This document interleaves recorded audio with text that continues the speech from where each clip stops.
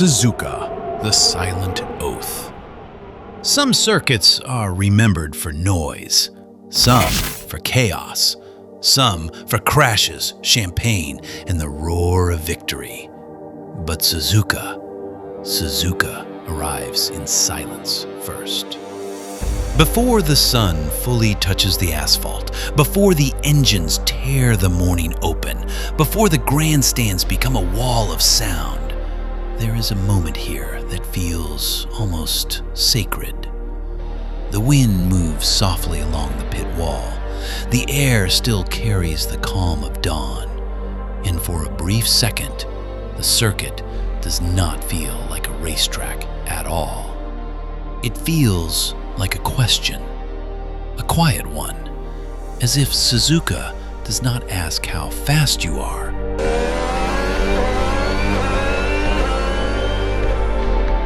but whether you are truly ready, whether your mind is clear enough, whether your hands are steady enough, whether your trust is strong enough.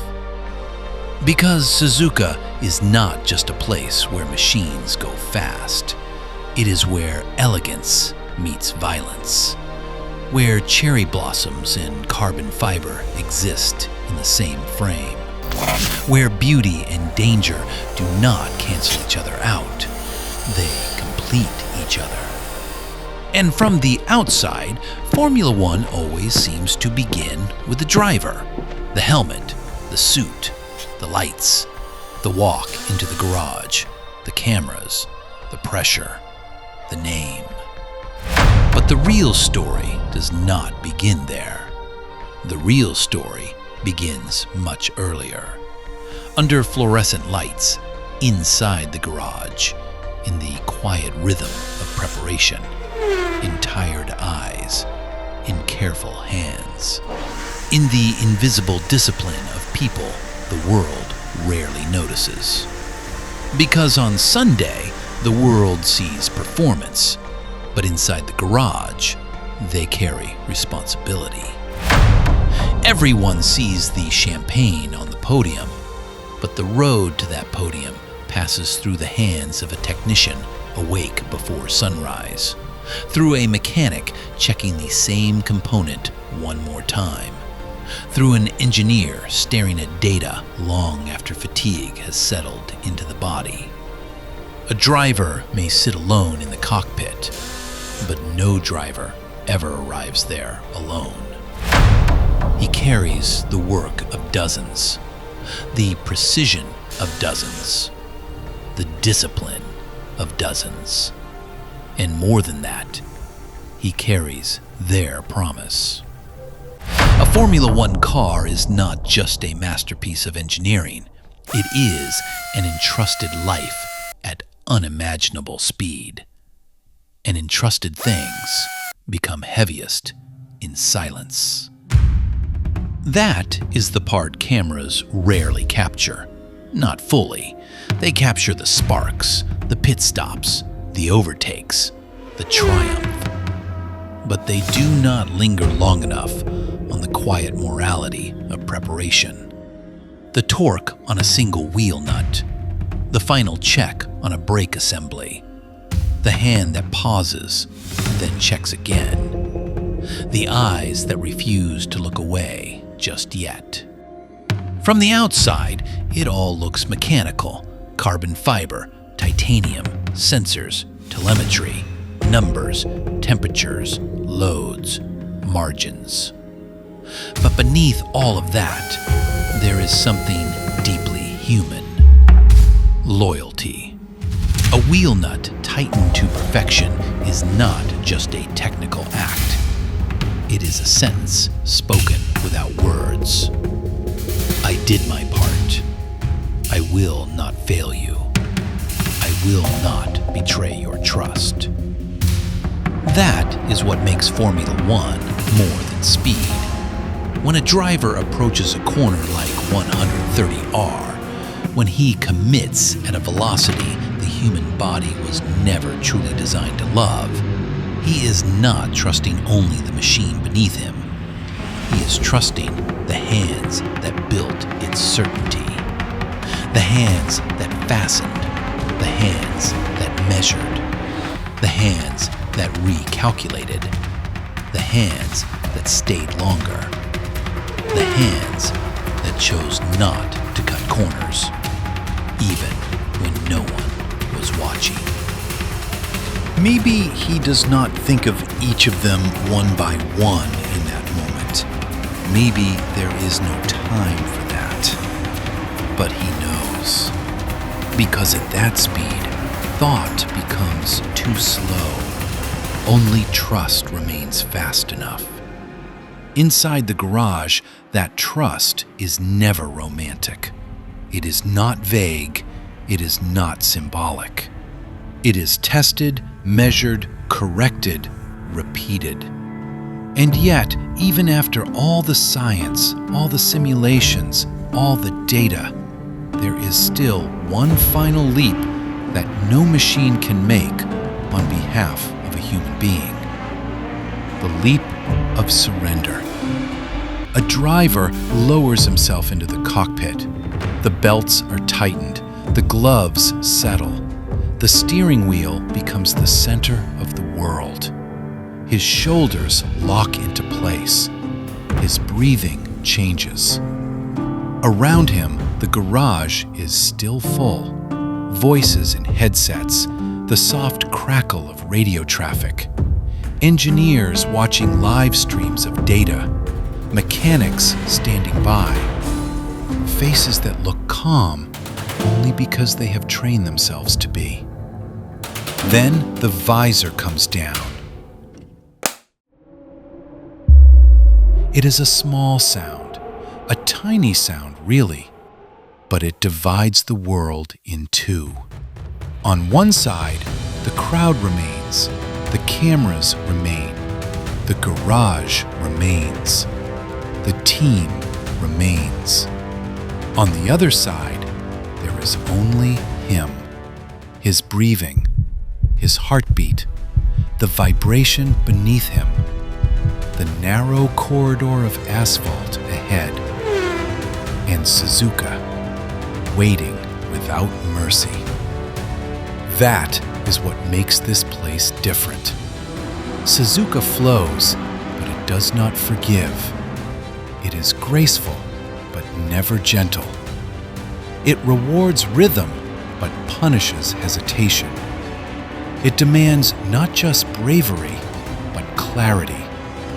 And that is why courage alone is never enough here. Courage gets you to the corner. Trust carries you through it.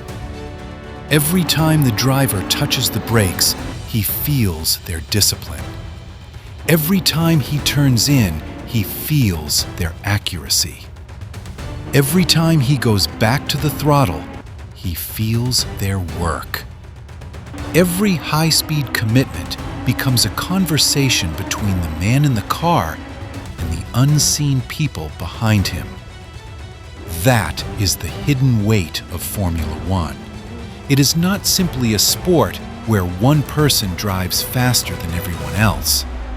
It is a sport where dozens of people place a life into motion and ask their preparation to hold. Quietly, completely, without excuses. And that is what a team really means here. It does not mean wearing the same logo. It does not mean standing under the same colors. It does not mean celebrating together when the cameras arrive.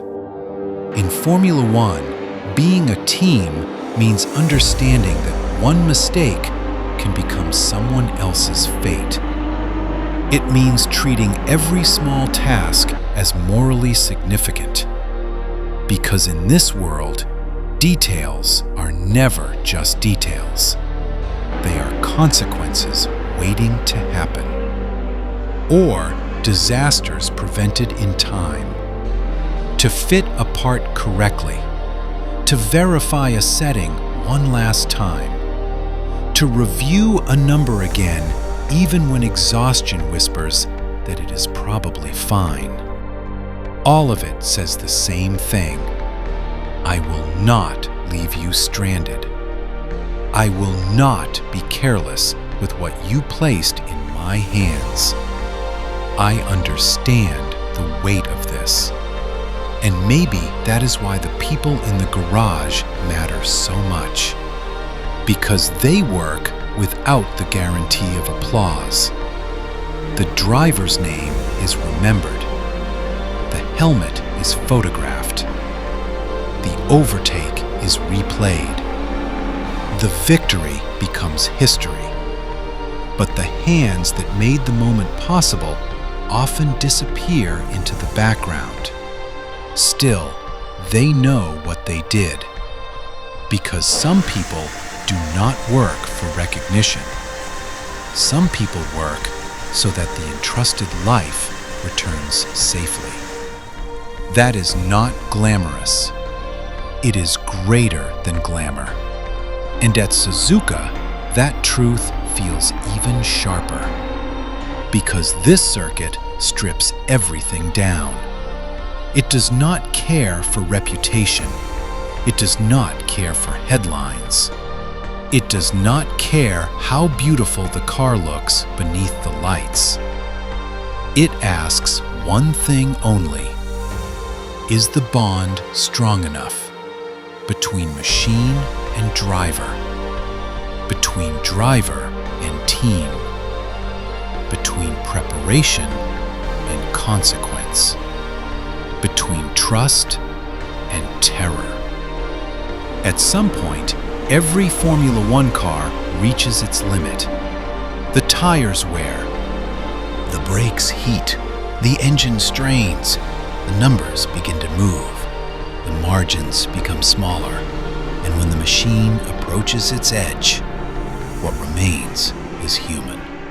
A human in the cockpit, a human on the pit wall, a human behind the monitor, a human holding the wheel, a human tightening the final nut, a human choosing again and again not to be careless.